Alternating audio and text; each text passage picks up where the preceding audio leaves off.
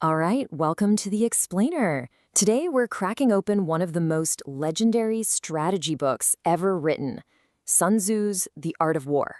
So, in just the next few minutes, we're going to distill the timeless wisdom that's been a guide for everyone from generals to CEOs for, over 2,000 years. Okay, let's just dive right in with what might be the most surprising lesson in the entire book. It really sets the stage for everything else. You gotta forget what you think you know about war, the glorious battles and the head on clashes. Sun Tzu tells us right from the get go that the ultimate skill, the absolute highest form of victory, is to win before a single fight even breaks out. I mean, it sounds like a total contradiction, doesn't it? A complete paradox?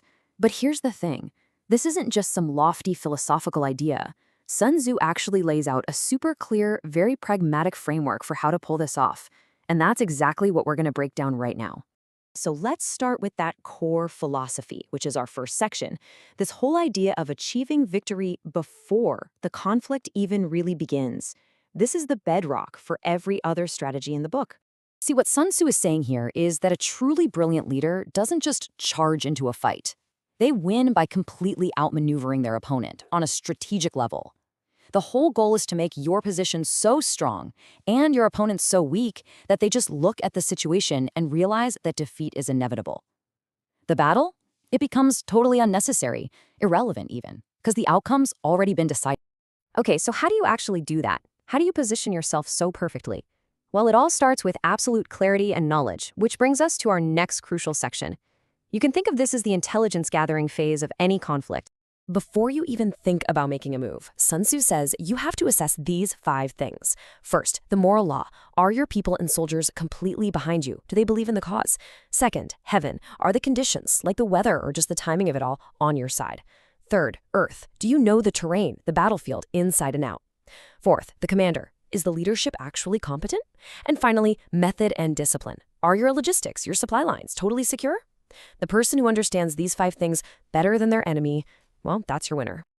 And this is where it all clicks into place. If you know yourself and your enemy inside and out, you're not leaving anything to chance. Victory isn't about luck. It's a calculated result.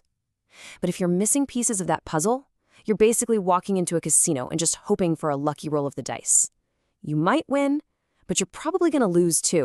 So, once you have that superior knowledge, the next principle is to use it to completely mess with your opponent's perception of reality. You don't just know more than them, you use what you know to make them see exactly what you want them to see. Now, this isn't about being dishonest, just for the fun of it. The whole point is that a head-on collision is the clumsiest, most expensive way to win.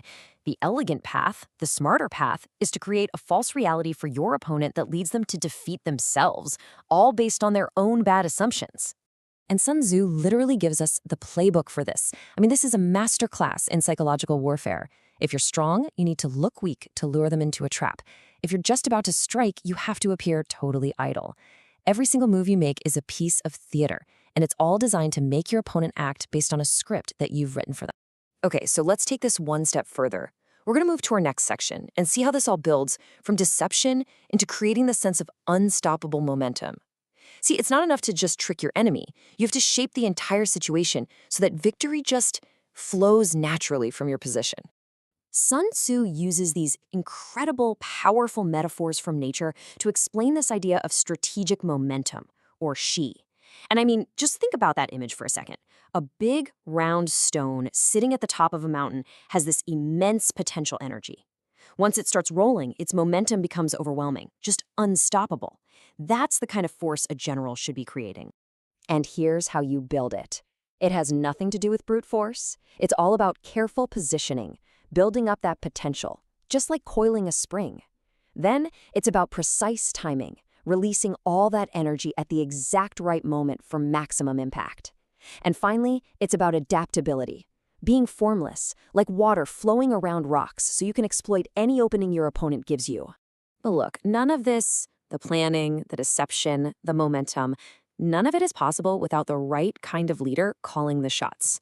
And this brings us to our final and, maybe the most important core theme of all. Sun Tzu really hammers this point home. The general is the bulwark of the state. Their character isn't some secondary thing, it is the central pillar of the entire army. Think about it. Wisdom is useless without the courage to act on it. But courage is just reckless without benevolence to inspire loyalty. And none of it holds together without strict, fair discipline. And this is why these ideas have lasted for millennia. A leader who has these qualities inspires true loyalty, not just obedience that comes from fear. And that's a truth that applies absolutely everywhere, from an ancient battlefield to a modern startup boardroom. So, when you boil it all down, the incredible takeaway from this text isn't really about war at all. It's about the strategy of thoughtful, prepared, and decisive action.